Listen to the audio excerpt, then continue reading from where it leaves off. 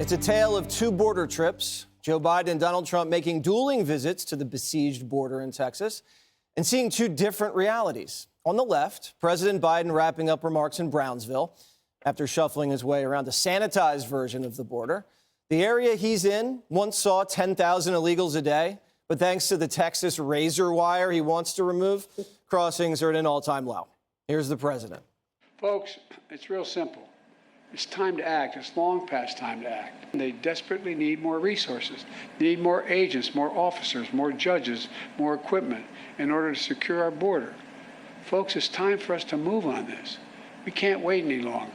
Folks, the bipartisan border security deal is a win for the American people. And it's a win for the people of Texas, and it's fair for those who legitimately have a right to come here to begin with. It's a win for the people of Brownsville, and I believe that's why the Border Patrol Union endorsed it. And on the right, former President Trump was touring Eagle Pass, Texas, at the section of the border that's been bombarded by hordes of illegals. It was a big contrast to Sleepy's visit. Within the last 5 days, Biden's Brownsville has seen just 46 migrant encounters, while Trump's Eagle Pass has been rocked by over 2,000. The former president getting a tour from Texas Governor Greg Abbott and letting it rip. This is a Joe Biden invasion. This is a Biden invasion. Now the United States is being overrun by the Biden migrant crime. It's a new form of vicious violation to our country. It's migrant crime. Joe Biden will never say Laken Riley's name, but we will say it and we will remember it. We're not going to forget her. And I'll say this, it's a military operation. I mean, we have this is like a war. So Donald Trump said her name. I don't believe Joe Biden said Laken Riley's name, but the way he's making this into a military invasion really hits home with a lot of people and should be effective. Well, I think he was right on point, especially for this moment, because what America is seeing and hearing about are these horrific crimes. And Greg Abbott, the governor of Texas, talked about it right after former President Trump spoke. And he talked about a 2-year-old being shot in the face, a 14-year-old being stabbed at knife point, another individual, all illegals in this country, stabbing a man that had so much blood on him, not counting the blood of the man that he was stabbing. Look, we are at a very critical point in this country where it almost isn't about just the border anymore. And I still, Jesse, I don't understand why Joe Biden went to Brownsville and then he's claiming, oh, we got to do something about the border. 6 people came across yesterday. You know, he could have said, hey, I solved the border issue. But OK, so he comes down and he goes to a place in Brownsville where 6 people came through. Right now, the American people are more concerned about who is coming through. There is a person from El Salvador who came into this country 4 times, and there was a red notice.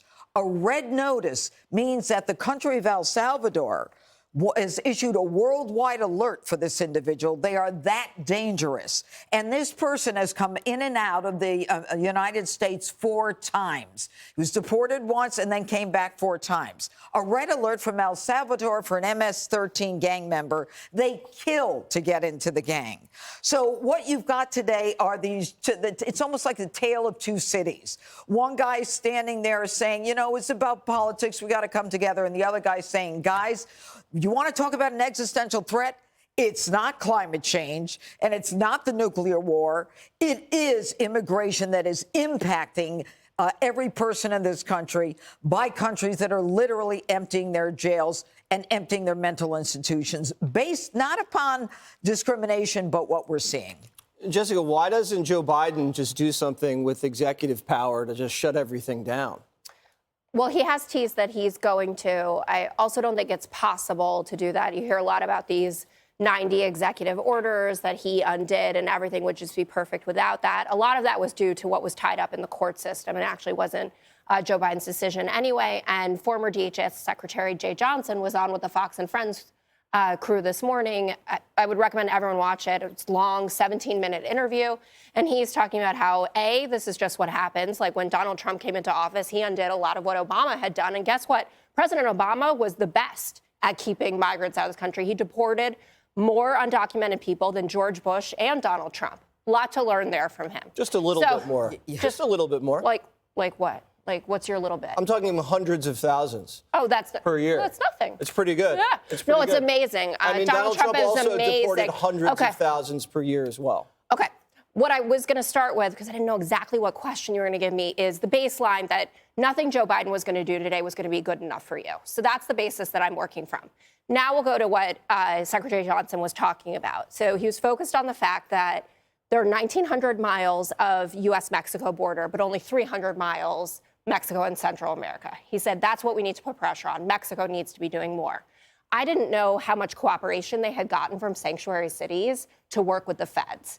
That's something that President Biden should try to move back or bring back into action, I should say. They were able to get people who were violent criminals out, people who are committing some of these terrible... What are you saying? What are you saying? Are you saying that the big cities are cooperating with ICE? They were in the Obama administration. That's what let's just talk about Joe Biden. I'm talking about what he could everyone do. but Joe Biden. He went there today. What did he tell you? Well, he told me that we need to pass the bipartisan border deal. And you know why? Because we need things like more Border Patrol agents. We need a higher threshold for asylum. To let more people in? Why do we need more Border Patrol? To stop people from coming? What are you talking about? You build about? a wall, you do remain in Mexico, and you do the Title 42. I guess I was right that nothing Joe Biden could have said or that I could have said would have stopped you guys from doing this. Right. These are real solutions. Let's keep it moving. I love you, but let's keep it moving. I'm not going to say it back to you. I just want to add that also John Fetterman said today that he would be open to a grand bargain about H.R. 2. No, it's good. These are things that are good for you. Why don't you let me get it out? You can as long get it as out. you don't touch You DACA. can get it out, Jessica. But the point about the border bill is even if you sign this bipartisan border bill... By James Langford, noted commie. Jessica, you didn't probably even read it. Someone from El Salvador still comes across, and the Border Patrol, I don't care how many you guys hire, still catches and releases them according to this bill. We don't know who they are. The president wants us to talk about the bill when we should be talking about the fact that Joe Biden invited this problem. He literally stood up on the debate stage and said all of these people should come here.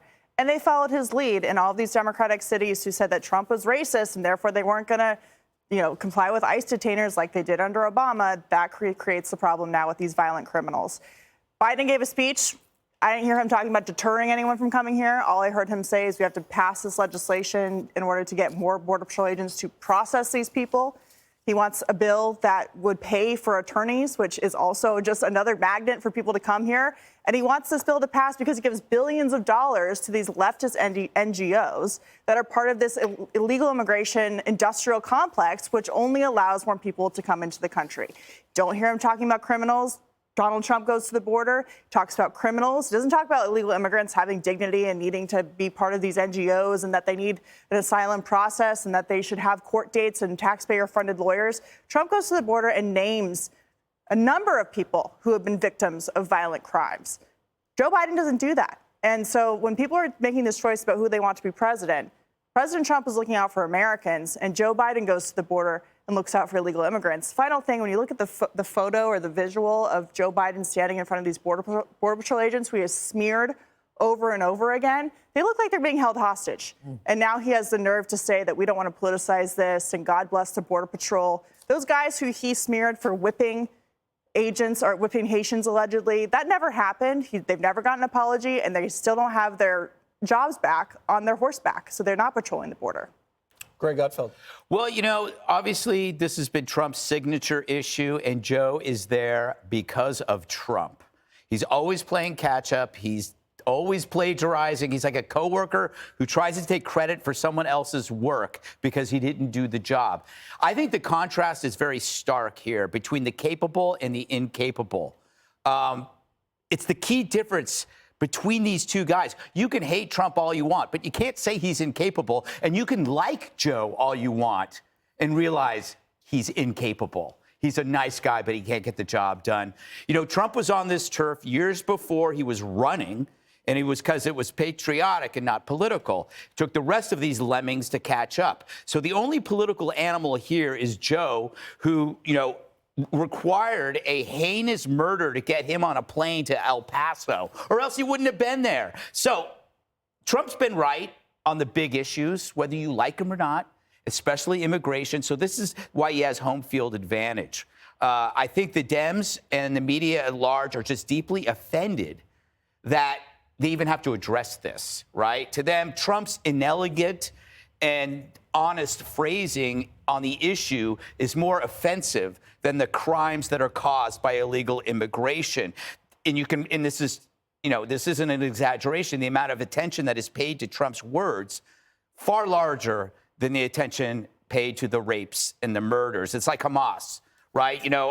They're more outraged by the Israeli response than the initial October 7th massacre. What's interesting here to me is this provides kind of a loose model for a debate. Joe doesn't want to debate Trump on the issues, and the media will protect him. So why doesn't Trump just go places that forces Joe to debate him? Next time, go to a supermarket chain. Show that the prices are 20% up and pressure Joe to show up at a supermarket. Maybe he will. Or go to a street where all the stores are closed down and the homeless are living on the street. Maybe Joe will acknowledge that. Shame him into actually addressing the issues since he's too scared to debate. Shame him. Shame him. Shame, shame, shame. Shame on Jessica. you all. Shame on you, Jessica. Yeah. I don't even need you to hear that you love me because I know you love me. You can feel it I can emanating. feel it. Click here to subscribe to the Fox News YouTube page to catch our hottest interviews and most compelling analysis. You won't get it anywhere else.